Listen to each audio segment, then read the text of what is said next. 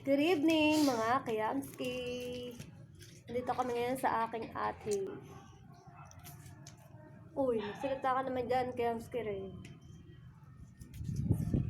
Ang haba na ng buhok ko guys. Mga kayamski. Inaantay namin si Kuya Jerson. Pagupitan ko kaya ito ng maiksi.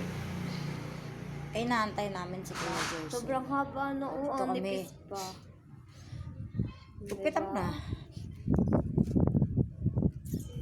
Kailan kaya ang gaganda ang buhok ko? Ba, maganda naman na.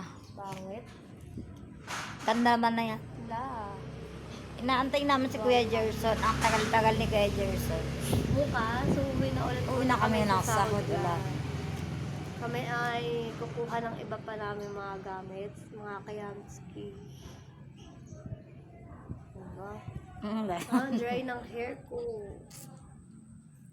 Ang haba na ng buhok niya. Try ko kaya. Andito kami sa house ng kanya ate. Ang daming halaman. Ayan. Ayan. Ang dami pa din talagang halaman kasi mahilig sa halaman si sister.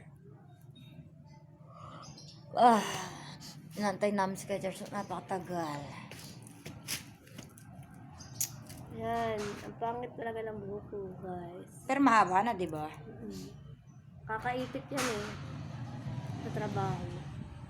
Kasi ako nag-iipit. So, bye-bye mga Ayan na.